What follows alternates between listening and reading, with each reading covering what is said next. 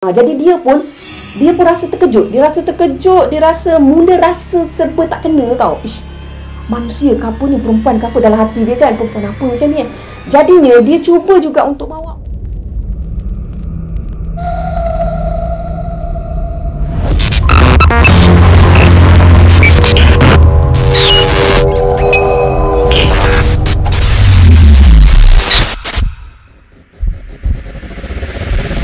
Bismillahirrahmanirrahim. Hai, Assalamualaikum. Welcome back to Cengkih Channel. Terima kasih korang kerana sentiasa memberi support kepada Kak. Bismillahirrahmanirrahim. Alhaakumut takathur hatta zurtumul maqabir. كلا سوف تعلمون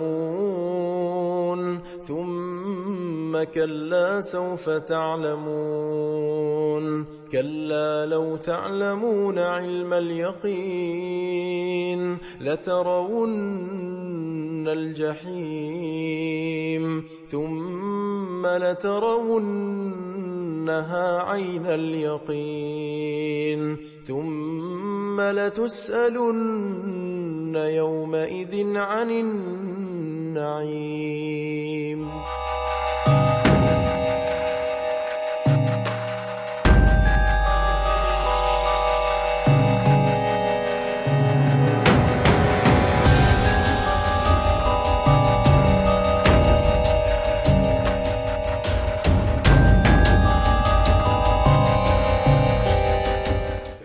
Okey, kisah ni berlaku pada tahun 2005 di mana kejadian ni dilalui oleh seorang lelaki yang bernama Azam, bukan nama sebenar. Azam masa tu dia berusia 23 tahun dan dia tinggal di Kuantan. Okey. Azam perlu menjalani latihan polis di negeri Sarawak pada masa tu. Jadi Azam perlu melapor diri sebulan selepas surat tawaran untuk dia pergi ke negeri Sarawak tu. Macam itulah lebih kurang. Jadi masa tu Azam ni dia dah bertunang korang. Maknanya dalam fikiran dia berfikir sebab dia perlu menjalani kursus tu selama 6 bulan.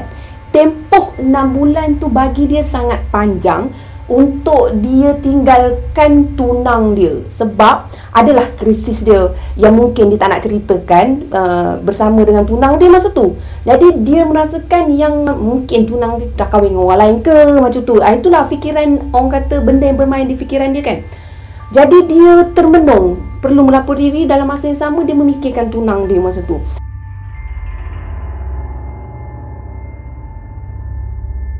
Okey, jadinya Azam ni dia rasa susah hati. Bila dia rasa susah hati, dia pun pergi menemui dengan bakal mak mertua dia. Sebab Azam dengan bakal mak mertua dia ni memang orang kata kenal rapat. Jadinya dia pergi jumpa bakal mak mertua dia. Dia luahkan apa yang dia rasa masa tu.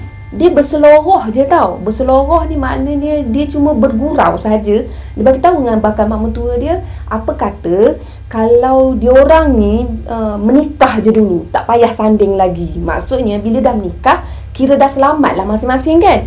Jadi dia tak sangka yang bakal mak mertua ni akan setuju tau. Bila bakal mak mertua dia ni setuju untuk bagi dia nikah dulu, dia pun rasa bersyukur. Dia rasa seronok. Bila dia rasa seronok, hilang rasa risau dia tu. Dia pun serius lah dengan bakal mak mertua dia tu untuk menguruskan proses untuk bernikah tu tau. Dia itu kelebihannya. Azam ni dengan mak mertua dia memang ngam. Jadi dia orang bekerjasama tau. Jadi bakal mak mertua ni pun pergilah jumpa dengan Tok Kadi yang boleh nikahkan dia orang apa semua kan. Dan kebetulan juga Azam masa tu belum lagi ambil kursus kahwin. Jadi tempoh masa yang ada tu dalam masa tak sampai pun dah sebulan lagi untuk dia pergi melapor diri. Azam ni jadi kelam kabut lah nak ambil kursus kahwin sebagai syarat untuk bernikah. Jadinya dia pun pergilah ke Jabatan Agama Islam Kuantan tu untuk daftar diri untuk ambil kursus kahwin.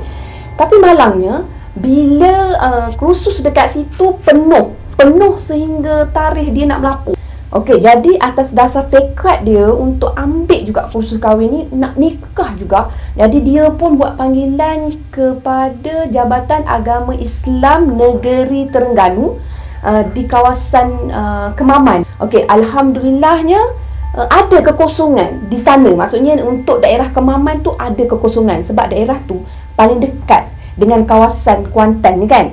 Jadinya dia pun dapat tarikh, dia pun naklah pergi mengikuti kursus kahwin tersebut. Okey, perjalanan, akak bagi gambaran perjalanan dari rumah Azam ni nak ke Kemaman tu ambil masa lebih kurang tolak campur darab bahagi sejam setengah macam tu. Jadi perjalanan dia nak ke sana pula, dia melalui satu highway yang belum siap, highway yang dalam proses, maknanya dah separuh jalan siap. Okey, highway tu dikenali sebagai Lebuh Raya Pantai Timur 2. Jadinya perjalanan dia, sebab dia highway yang separuh siap, jadinya lampu-lampu jalan tak ada lagi. Perjalanan dia di kiri dan kanan boleh dikatakan oleh Azam ni ada melalui kelapa sawit, dan kebanyakannya dia melalui hutan. Macam tu, hutan yang diteroka lah kan bila jalan yang baru dibina kan.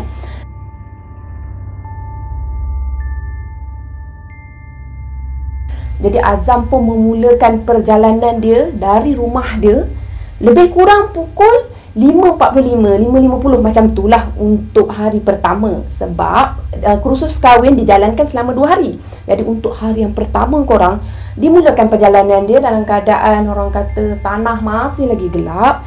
Dibawa motor. Nak cerita pula, motor dia ni motor RZ, bunyinya macam best. Motor dia ni jenis motor yang bukanlah boleh bawa laju, sebab dia ni sempoi punya orang. Dia bukan jenis mak rempit yang suka merempit sana sini. Tak, motor dia ni biasa-biasa je. Jadi dia menungganglah motor dia tu melalui jalan tersebut.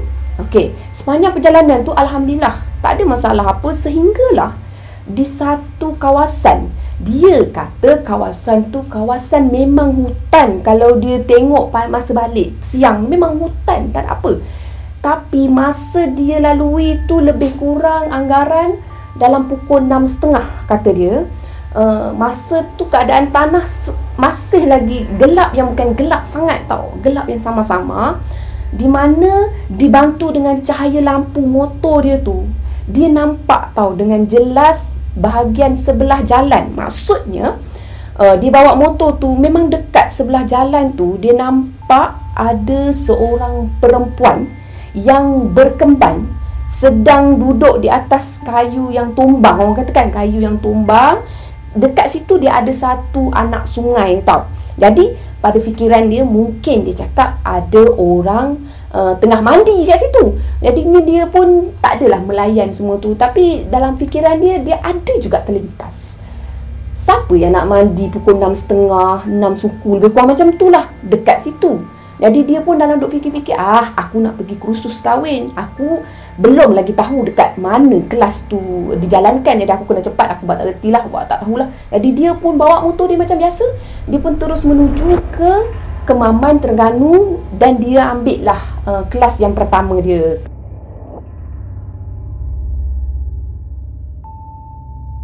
Selepas Azam nampak perempuan cantik yang kononnya tengah mandi tu, jadi Azam kan dia teruskan perjalanan untuk pergi kursus kahwin dia tu. Jadi bila dia balik daripada kursus kahwin tu, dia singgah tempat yang dia nampak tu, sebab dia nak pastikan tempat tu ada orang ke tak. Maksudnya ada perkampungan ke kat situ, ada sungai ke tak kat situ yang dia nampak anak sungai tu kan.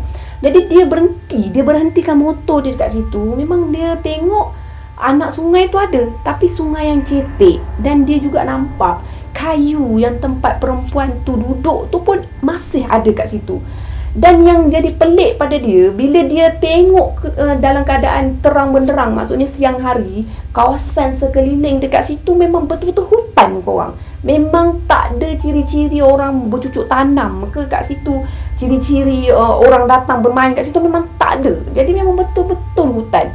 Itu yang buat Azam tu terpinga-pinga, terfikir-fikir, apa yang aku tengok, apa yang aku jumpa pagi tadi. Macam tu pagilah kan. Jadi dalam hati dia cakap tak apalah, niat aku baik, aku nak pergi mendirikan masjid. Mana nak pergi ambil kursus kami untuk mendirikan masjid, tak apalah macam tu. Dia pun balik. Okey, habis cerita untuk hari yang pertama. Jadi dia balik ke Kuantan, disinggah dulu dekat rumah bakal mak mertua dia. Jadi dia ni kan rapat dengan bakal mak mertua dia. Jadi dia pun ceritakanlah apa yang dia nampak tu pada bakal mak mertua dia. Jadi dia orang pun sajalah gurau-gurau yang cakap tu ada perempuan nak mengorat lah kot, ada yang berkenan lah kot, macam tu kan. Dalam gelak-gelak je lah dia orang bercerita kan. Tapi dalam fikiran dia kan, dia nampak tau perempuan tu berambut panjang paras atas pada pinggang. Rambut dia hitam tau. Tak adalah orang kata dia nak perhatikan. So dia cuma boleh cakap gambaran dia macam tu lah. Dia tak adalah orang kata nampak respon muka perempuan tu macam mana. Jadinya dia harap esok dia tak jumpa lah. Macam tu lah kan.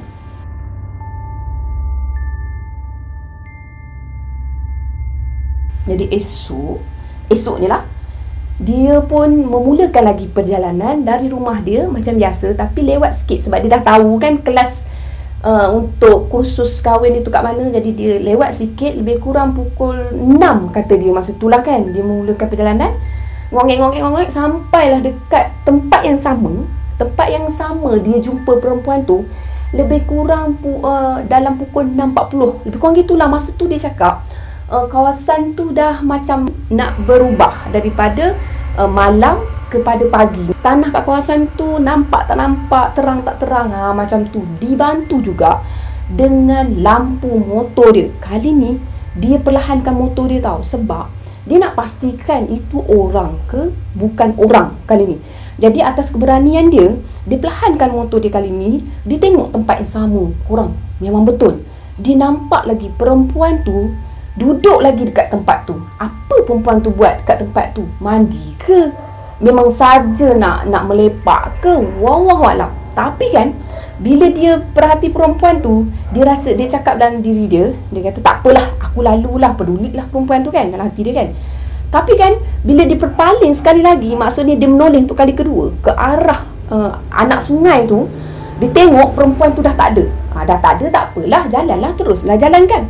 Tapi korang alangkah terkejutnya bila masa dia bawa motor yang perlahan, agak perlahan lah kan, dia nampak perempuan tu berdiri tau. Tiba-tiba daripada alur sungai tu, berdiri kat atas dia macam satu busut. Bukan busut, dia macam bukit sikit je. Bukannya bukit yang tinggi, tak, bukit sikit je. Perempuan tu berdiri dekat situ tau tak, tercekat dekat situ. Jadi dia pun rasa terkejut. Dia mula rasa serba tak kena tau. Manusia ke apa ni, perempuan ke apa, dalam hati dia kan, perempuan apa macam ni kan. Jadinya dia cuba juga untuk bawa motor dia. Sampailah keadaan tu jadi kelang kabut, motor dia tiba-tiba mati tau korang. Boleh pula motor tu mati kat situ. Masa motor tu mati kat situ, dia cuba nak start balik motor dia. Tak hidup. Dalam fikiran dia, jangan perempuan tu ada kat aku sudah, jangan perempuan tu datang kat aku sudah, macam tu. Tapi kan, kata hati dia tu memang betul. Dia merasakan yang seolah-olah ada orang yang memerhatikan dia. Betul, tadi kan perempuan tu dah duduk kat atas bukit yang orang kata bukit yang tak berapa nak tinggi tu. Sekarang ni dia nampak perempuan tu ada betul-betul pada pembahagi jalan tu. Maksudnya jalan tu dia ada longkang tau, longkang betul-betul dekat pembahagi longkang tu. Perempuan tu berdiri betul-betul kat situ. Cuba korang bayangkan, dia tengok dengan jelas tau. Perempuan tu memang betul berambut panjang hitam, cantik, paras atas pinggang, berkemban, dengan kulit yang gebu, kata dia, kulit yang cantik, dengan pandangan mata yang cantik, senyuman yang manis. Kalau korang lah jumpa dengan perempuan macam tu, bagi lelaki, kalau perempuan tiba-tiba rasa jatuh cinta, berdaah lah pula kan. Tapi ni kalau lelaki jumpa perempuan secantik digambarkan, mesti korang rasa macam mungkin lah nak berkenalan ke, tapi tak logik lah nak berkenalan tengah-tengah hutan tu kan. Sedikit sebanyak korang akan rasa curiga dengan perempuan tu tau. Jadinya Azam ni, dia mula merasa sedikit meremang. Dia cuba lagi nak start motor dia, cuba lagi tak boleh. Kali ni dia cakap, aku tekad aku nak tolak je motor aku. Dia pun tolak motor dia perlahan. Yelah, jalan orang kata agak naik bukit, dia kata agak mendaki lah macam tu kan. Korang, masa Azam tu tolak motor dia kan, dia dapat rasakan seolah-olah ada rasa macam hembusan tau di bahagian leher dia. Macam mana nak cakap, rasa macam ada angin yang menyapa di bahagian leher dia tau. Jadi masa tu dia rasa meremang Jadinya dia pun meneruskan juga untuk tolak motor dia. Satu saat tu dia ada rasa, maknanya satu ketika tu dia ada rasa macam motor dia ni tak bergerak, ditarik ke belakang. Yelah, dia memang dalam keadaan menolak motor naik bukit, tapi motor dia tu macam ditarik ke belakang. Macam benda tu nak main-main dengan dia, nak bergurau dengan dia tau. Jadi bila dia cuba tolak lagi motor tu ditarik lagi. Masa tu lah dia kata, ini nak main-main dengan aku ni, ni betul-betul nak main-main dengan aku ni. Jadinya dia pun terus juga membaca apa yang dia ingat, teruskan juga untuk tolak motor tu. Jadi dalam keadaan macam tu, Azam beranikan diri cakap, kau jangan ganggu akulah, aku tak ganggu kau, kau jangan ganggu aku. Dari semalam lagi kau tunjuk muka kat aku, hari ni kau ikut aku, kali ni kau jangan ganggu aku. Jadi Azam ni terus juga bergerak. Tak kisah, tak fikir dah. Dia memang orang yang agak berani pada akak.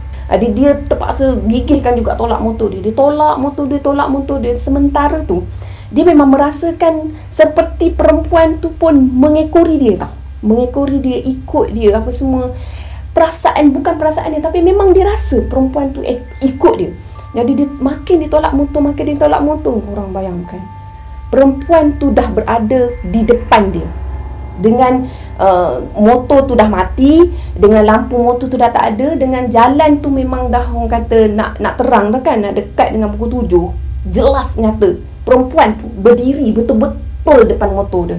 Perempuan tu memandang pada dia dengan renungan yang tajam, sementara perempuan tu boleh tersenyum pada dia. Perempuan tu dia pun tak tengok bahagian kaki perempuan tu, tak sempat nak tengok, sebab dia rasakan yang perempuan tu bukan manusia. Itu perasaan dia. Kalau manusia takkanlah perempuan nak pergi sampai macam tu sekali, berani sampai macam tu sekali. Jadi apa dia nak buat? Terkumat kamit lah mulut dia. Orang kata dia ada basic daripada guru mengaji dia, mengajar dia macam mana bila berada dalam situasi macam ni. Jadi dia teringat, jadi dia baca apa yang dia ingat. Dia istighfar, dia sebut nama Allah, Allahu Akbar, Allahu Akbar, Allahu Akbar. Sementara tu perempuan tu orang kata macam tahu dia macam menjauhkan diri maknanya dia bagi laluan kepada Azam ni untuk terus tolak motor. Jadi Azam ni dia pejam mata, dah kat pejam mata, dia tetap gagah tolak motor dia. Dia sebut Allahu Akbar, Allahu Akbar, Astaghfirullahalazim. Dia baca apa yang dia ingat, dia tolak juga motor tu.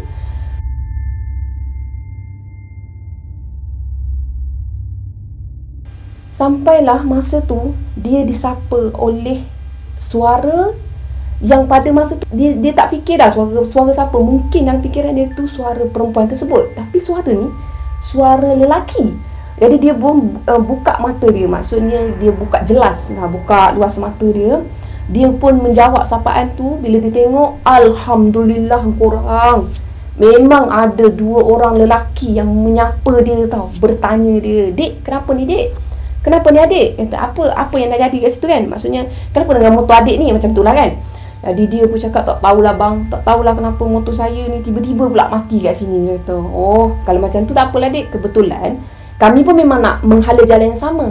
Biar kami tolong tolakkan motor." Jadi situasi dia, 2 orang lelaki ni dia naik satu motor. Jadi lelaki yang bawa motor tu, dia bawa motor, yang bonceng motor tu dia tolak motor Azam dengan kaki dia. Jadi bergeraklah motor Azam ni kan. Jadi diorang pun saling membantulah kan. Sampailah kat satu tempat ni, Azam ni dia rasa nak start motor dia. Jadi belum lagi sampai kat tempat mana-mana kedai ke apa, tapi sampai satu tempat ni dia nak start motor dia. Dia cakap dekat brother orang tu, dia kata, "Bang, boleh tak kejap saya nak cuba hidupkan motor saya ni?" Jadi brother tu pun cakap, "Okey, boleh lah, tak apalah." Jadi masa tu sekali start je motor dia hidup. Sedangkan sebelum ni berkali-kali dia cuba start, motor dia tak hidup. Jadi bila dah hidup tu, jadi brother orang tu cakap, "Tak ada masalah ni dek, motor adik ni okey je dek." Cakap macam tu kan. Jadi Azam ni pun menjawab, "Yalah bang, tadi saya start banyak kali tak nak hidup lah bang. Sekarang nak pula hidup, main-main agaknya motor ni." Lepas tu Azam tu, sementara mereka ni nak bergerak, Azam sempat bertanya dengan brother dua orang ni, Abang ni orang sini ke? Orang berdekatan ni ke apa ke?" Jadi brother tu cakap, tak ada, abang ni selalu lalu-laluan ni. Kita orang memang hari-hari lalu-laluan ni. Jadi Azam bertanya, sepanjang abang lalu-laluan ni, abang ada nampak tak perempuan yang berada di tepi jalan macam tu kan? Tak adalah, mengarut lah dik. Tak ada pula, kami tak ada pula jumpa perempuan ke apa ke. Kenapa dik ditanya macam tu? Tak ada apalah bang, rasanya saya ni tersilap pandang je kot. Dia cakap macam tu. Mana Azam tu balas pada abang-abang tu macam tu. Jadi brother tu cakap, tak apalah dik, kita jalan saluan je lah dik.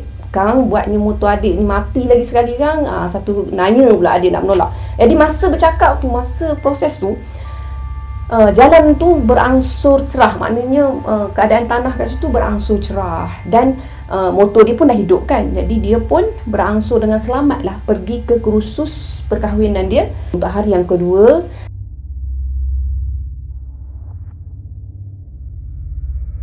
Dan masa tu dia balik dalam keadaan berfikir-fikir tau. Tambah pula dia berfikir masa tu, masa dia lalu pada kawasan tu, dia tengok tau. Dia tengok dengan jelas. Kawasan tu memang kawasan hutan. Kiri hutan, kanan hutan, memang tak ada apa pun yang menunjukkan kawasan sama ada perkampungan orang asli ke kawasan ada perkampungan yang berdekatan dengan tu, memang tak ada.